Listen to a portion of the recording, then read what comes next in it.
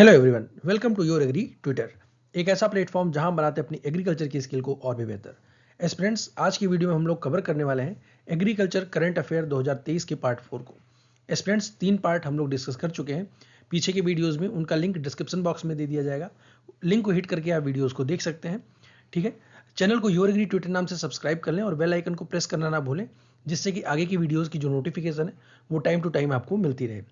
Aspirants, video की PDF के लिए आपको ज्वाइन करना होगा टेलीग्राम ग्रुप को। Telegram group your agri Twitter official name से है। वहां पे जाके आप वीडियो की पीडीएफ को डाउनलोड कर सकते हैं। तो चलिए शुरुआत करते हैं। Which state government started the one tap one tree campaign? कौन सी राज्य सरकार के द्वारा one tap one tree campaign की शुरुआत की गई है? महाराष्ट्र, उत्तर प्रदेश, मध्य प्रदेश, आंध्र प्रदेश, सिक्किम। सही ऑप्शन है option number B, Uttar Pradesh. Uttar Pradesh राज्य सरकार ने one tap one tree campaign की शुरुआत की थी। स्टूडेंट्स, इस अभियान के अंतर्गत क्या था कि गवर्नमेंट ने ये एक टारगेट रखा था कि गांव ग्रामीण क्षेत्रों में 5 लाख नल के कनेक्शन दिए जाएंगे और उसी 5 लाख नल के कनेक्शन के पास हर कनेक्शन के पास एक पेड़ लगाया जाएगा। यानी कि 5 लाख नल कनेक्शन और 5 लाख पेड़ भी लगाने का एक कैंपेन शुरू किया गया था। उसी को नाम दिया गया one tap one tree campaign. What is the name of new type of urea launched by PM Modi during the visit to Rajasthan? Rajasthan यात्रा के दौरान प्रधानमंत्री मोदी जी के द्वारा एक नई प्रकार की यूरिया लॉन्च की गई। इसका नाम आपको बताना है। Iron urea, neem urea, urea gold, nitrogen urea या फिर सल्फर यूरिया। सही ऑप्शन है option number C, urea gold. PM Modi ji के द्वारा राजस्थान में यूरिया गोल्ड नाम की यूरिया को लॉन्च किया गया है। ठीक है, आपको इतना याद रखना है। National mango day celebrated on which date? राष्ट्रीय आम दिवस किस तिथि को मनाया जाता है? 20, 21, 22 या फिर 23 जुलाई को? सही ऑप्शन है ऑप्शन नंबर सी, 22 जुलाई को। हर साल भारत में 22 जुलाई को नेशनल मैंगो डे सेलिब्रेट किया जाता है। स्टूडेंट्स, विश्व में पहली बार अंतर्राष्ट्रीय आम महोत्सव की शुरुआत की गई थी 1987 में। ये आप याद रखेंगे। इस दिन को मनाने का उद्देश्य ये होता है कि हम लोग इस दिन आम के टेस्ट के बारे में बात करते हैं और उससे हेल्थ से जुड़ी हुई जो भी बेनिफिट है उसके बारे में चर्चा की जाती है। स्टूडेंट्स, वीडियो की पीडीएफ के लिए आप टेलीग्राम ग्रुप को your agri Twitter official name से ज्वाइन कर सकते हैं। यहाँ पर वीडियो की पीडीएफ आपको मिल जाएगी। फेसबुक पर आप योर एग्री ट्विटर नाम से आप ग्रुप को ज्वाइन कर सकते हैं। हमें इंस्टाग्राम पे भी योर एग्री ट्विटर नाम से फॉलो कर लें और चैनल को योर एग्री ट्विटर नाम से सब्सक्राइब कर लें और बेल आइकन को प्रेस करना ना भूलें, जिससे कि वीडियोस की नोटिफिकेशन आपको टाइम पर मिलती रहे। India and which country will jointly host A 2-day India Africa international millet conference on 30-31 August 2023?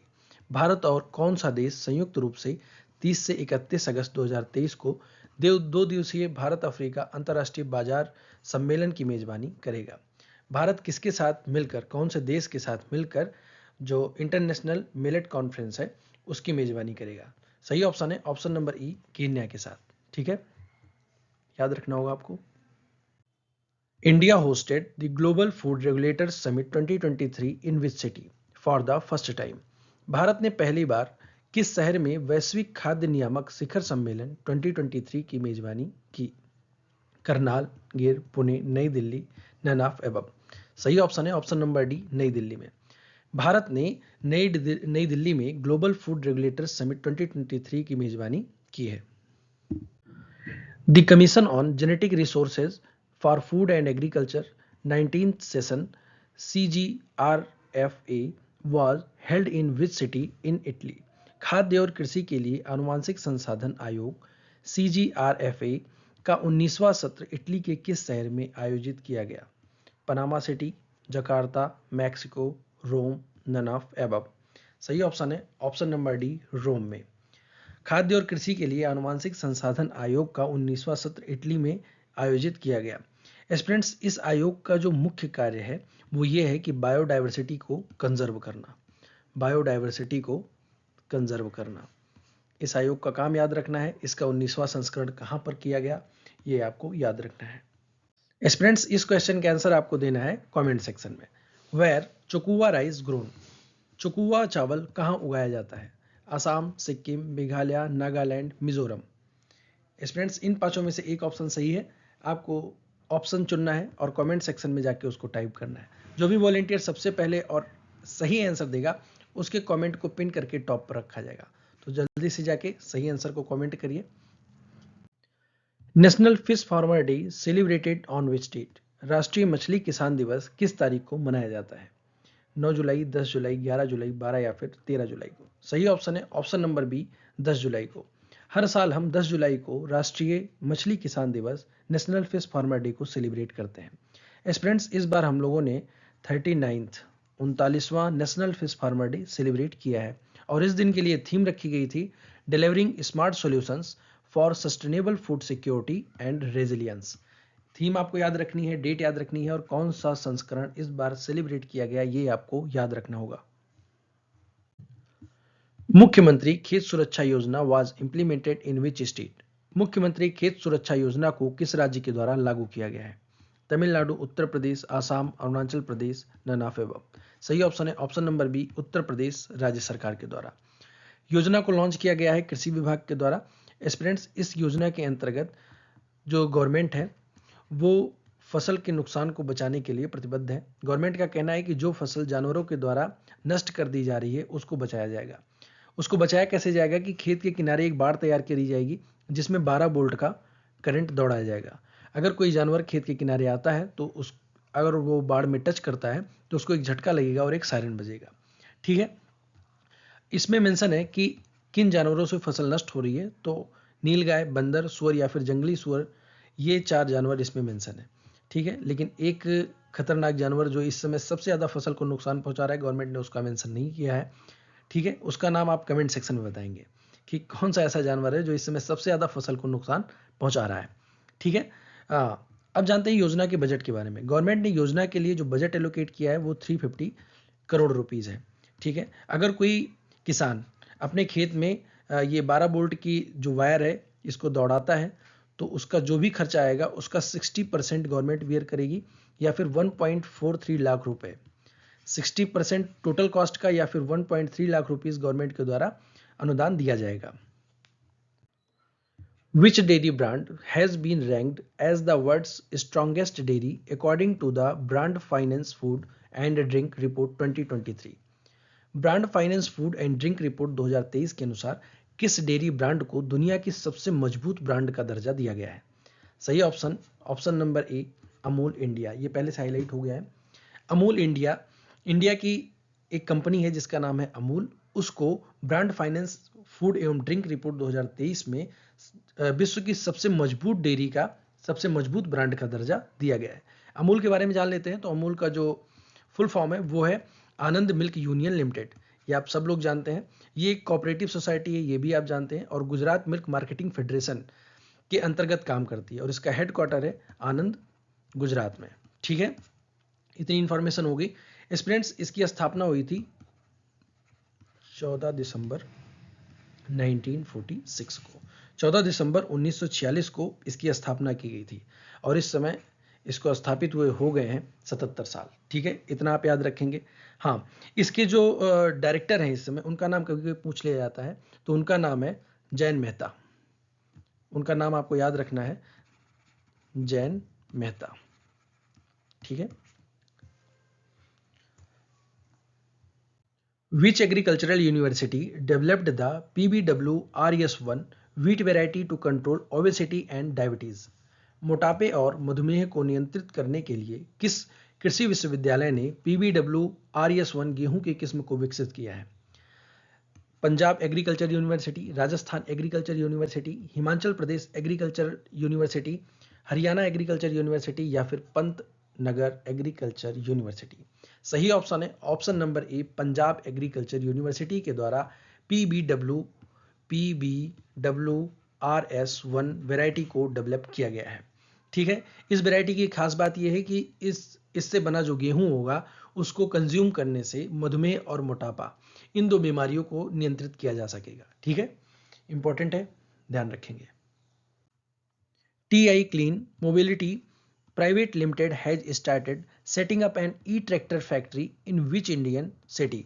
TI clean mobility private limited ने किस भारतीय शहर में ई-ट्रैक्टर फैक्ट्री स्थापित करना शुरू कर दिया है? चेन्नई, पुणे, नई दिल्ली, गुवाहाटी। सही ऑप्शन है ऑप्शन नंबर ए, चेन्नई।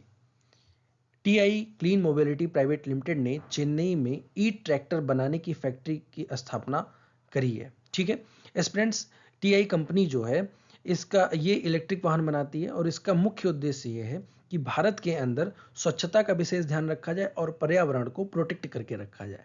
ठीक है, तो पर्यावरण को प्रोटेक्ट करने के लिए इनका जो अगला पहल है, अब ये एग्रीकल्चर की फील्ड में ई ट्रैक्टर का निर्माण करेंगे। ठीक है, जो पूरी तरीके से इलेक्ट्रिक बेस होगा, जिससे कि स्वच्छता भी बनाई जा सकेगी और पर्यावरण को भी नुकसान नहीं पहुंचेगा। Which banana variety native to Kanyakumari has been granted a geographical indication tag? Kanyakumari की किस केले की मूल प्रजाति को भौगोलिक संकेतक जीआई टैग दिया गया है? Apple banana, plantain banana, Cavendish banana, Matti banana, all of above. सही ऑप्शन है option number D, Matti banana. Matti banana को जो कन्याकुमारी, तमिलनाडु के कन्याकुमारी में उगाया जाता है, उसको जियोग्राफिकल इंडिकेशन जीआई टैग दिया गया है। स्टूडेंट्स, इसका दूसरा नाम है बेबी बनाना। इसको बेबी बनाना क्यों कहते हैं? क्योंकि ये सबसे ज़्यादा शिशु आहार में उपयोग किए जाने वाला सबसे ज़्यादा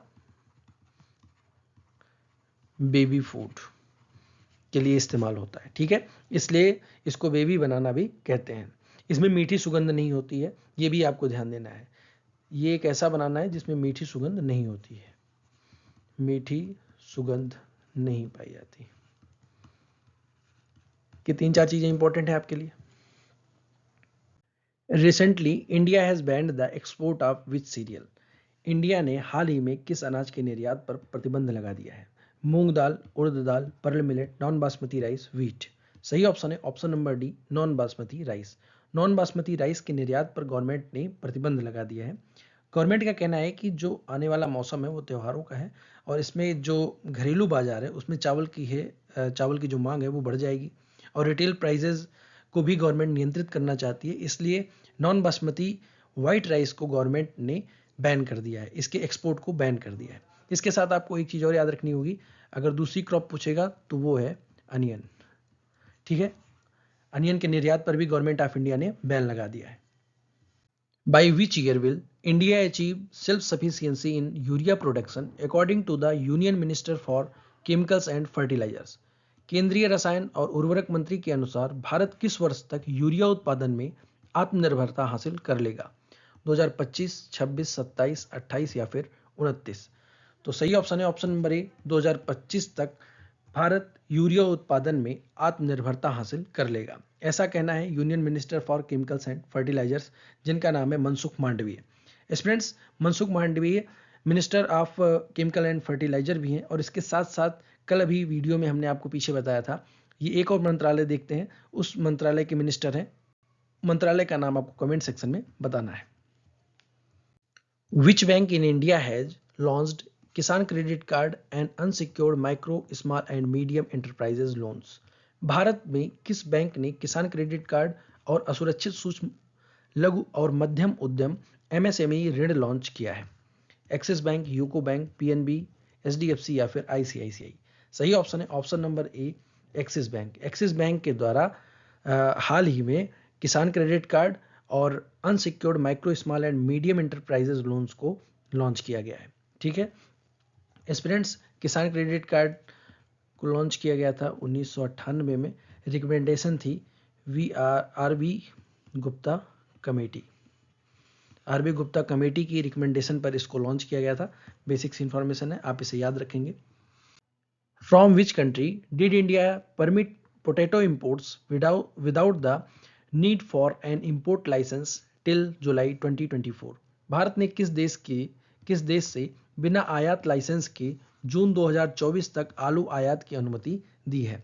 भूटान, चाइना, ताइवान, नेपाल, श्रीलंका? सही ऑप्शन है option number A, Bhutan. Government of India ने भूटान के साथ बिना किसी आयात लाइसेंस के जो जून 2024 तक आलू के आयात की अनुमति दी है। पहले ये था 30 जून 2023 तक, 30 जून 2023 से इसको बढ़ाकर 30 जून 2024 तक कर दिया गया है। ठीक है, आप इसको याद रखेंगे। How many states have successfully implemented the ground water act? कितने राज्यों ने भूजल अधिनियम को सफलतापूर्वक लागू किया है? सही ऑप्शन है ऑप्शन नंबर बी 21। भारत में 21 राज्यों ने भूजल अधिनियम को सफलतापूर्वक इम्प्लीमेंट किया है। भूजल अधिनियम को लागू किया गया था 1997 में और ये काम करता है इन्वायरमेंट प्रोटेक्शन एक्ट 1987 के अंतर्गत। ठीक है, 1987 इन्वायरमेंट प्रोटेक्शन एक्ट के अंतर्गत ये काम करता है। इस एक्ट का उद्देश्य ये होता है कि लोगों को जागरूक किया जाए, उनको उनकी रिस्पॉन्सिबिलिटी के बारे में बताया जाए कि ग्राउंड वाटर को किस तरीके से रेगुलेट करना है, उसको डेवलपमेंट और मैनेजमेंट को समझाना इस एक्ट का मुख्य उद्देश्य है। What sets the Namo 108 lotus flower variety developed by CSIR NBRI apart from others? CSRI की नेशनल बोटेनिकल रिसर्च इंस्टीट्यूट के द्वारा विकसित किए गए नमोह 108 कमल के फूल की किस्म को दूसरों से कौन सी ऐसी चीज है जो अलग बनाती है? पहला है फुली सीक्वेंस्ड जीनोम, दूसरा है लार्ज साइज, तीसरा है seasonal blooming pattern, unique fragrance या फिर यूनिक लुक। सही ऑप्शन है ऑप्शन नंबर ए फुली सीक्वेंस्ड जीनोम। स्टूडेंट्स, हम लोग जानते हैं कि नमो 108 जो है उसके बारे में। नमो 108 कमल की वैरायटी है। पहले कमल की जो भी वैरायटी थी उनमें पंखुड़ियों की संख्या होती थी 30, लेकिन नमो 108 में पंखुड़ियों की संख्या होगी 108। ठीक है, 108 पंखुड़ियों को इसको थोड़ा सा हिंदू धर्म के रिलीजन से जोड़ा गया है क्योंकि 108 नंबर का जो है बहुत ही ज़्यादा महत्व है। जैसे आपने सुना होगा ना, फला फला बाबा 108 ऐसा कुछ करके, तो हिंदू धर्म में इस नंबर का काफ़ी ज़्यादा महत्व है। इसलिए इसको एक धार्मिक, इसको रीजनल वैरायटी के रूप में विकसित किया गया है। To increase the utilization of nano fertilizer nationwide, how many agri drones will IFFCO acquire? देश भर में नैनो उर्वरक के उपयोग को प्रोत्साहित करने के लिए, बढ़ावा देने के लिए इफ्को द्वारा कितने एग्रीकल्चर ड्रोन को एक्वायर किया जाएगा, अधिग्रहित किया जाएगा? 2200, 2500, 2700, 2900 या फिर 3100?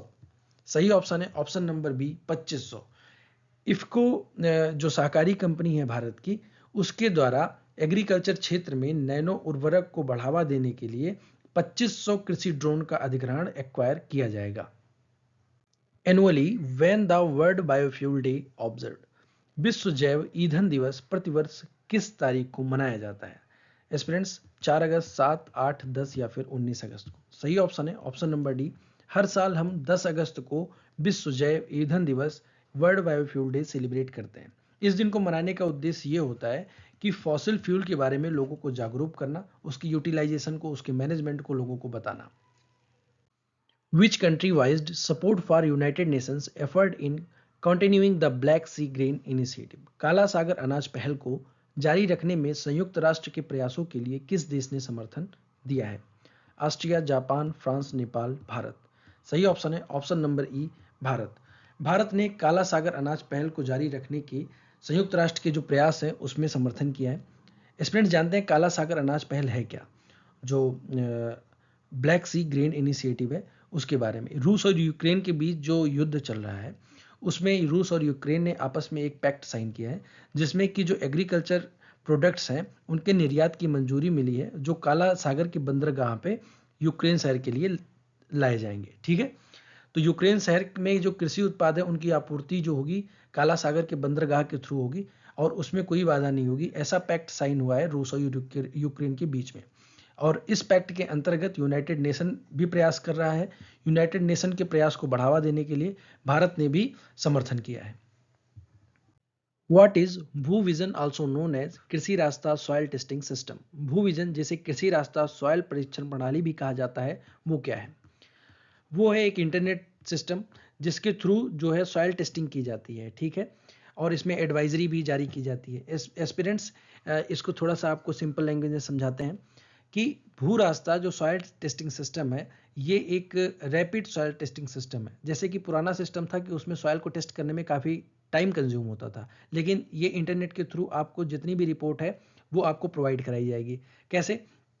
आपके सैंपल को कलेक्ट किया जाएगा और सैंपल को कलेक्ट करके उसमें कितने न्यूट्रिएंट हैं, कितनी न्यूट्रिएंट की कमी है, ये आपको इंटरनेट के थ्रू आपके पास तक पहुंचा दी जाएगी। ठीक है, तो ये थोड़ा सा एक रैपिड प्लेटफॉर्म है जिसमें सॉइल की टेस्टिंग की जाएगी। तो इसीलिए इसके बारे में लिखा गया है an internet of thing based soil testing and agronomy advisory platform. Global food regulator summit 2023 inaugurated in which city? वैश्विक खाद्य नियामक शिखर सम्मेलन 2023 का उद्घाटन किस शहर में किया गया? भोपाल, मऊ, शिमला, पणजी और नई दिल्ली। सही ऑप्शन है ऑप्शन नंबर ई, नई दिल्ली में। जो ग्लोबल फूड रेगुलेटर्स समिट 2023 थी उसको नई दिल्ली में इनॉग्रेट किया गया था, उसे नई दिल्ली में आयोजित किया गया था।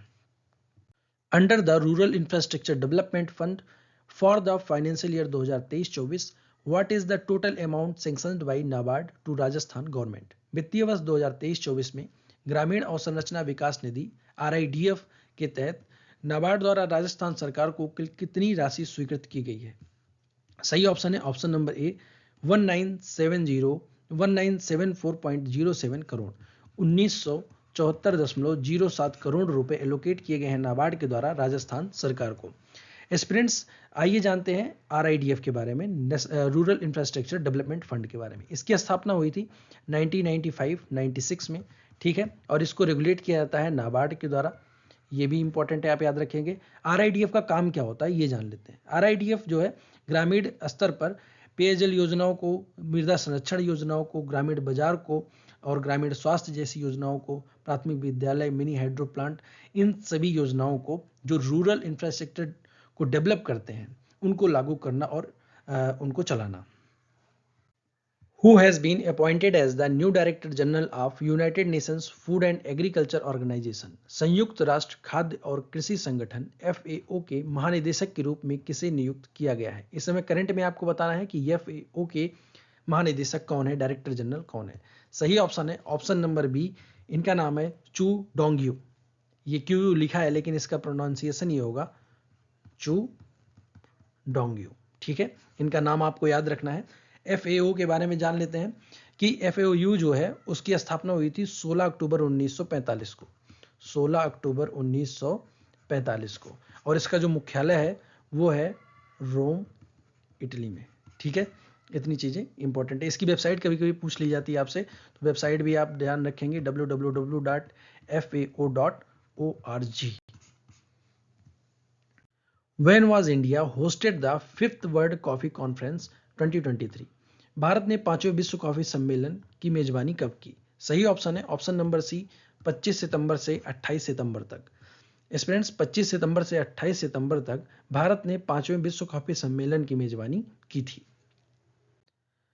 एस्पिरेंट्स, उम्मीद करते हैं आज आपने कुछ नया सीखा होगा। अगर आपको वीडियो अच्छी लगी तो वीडियो को लाइक करें, शेयर करें, चैनल को योर एग्री ट्विटर नाम से सब्सक्राइब कर लें और बेल आइकन को प्रेस करना ना भूलें वीडियोस की नोटिफिकेशन को पाने के लिए। तो चलिए मिलते हैं नेक्स्ट वीडियो में। Thank you for watching, God bless you all.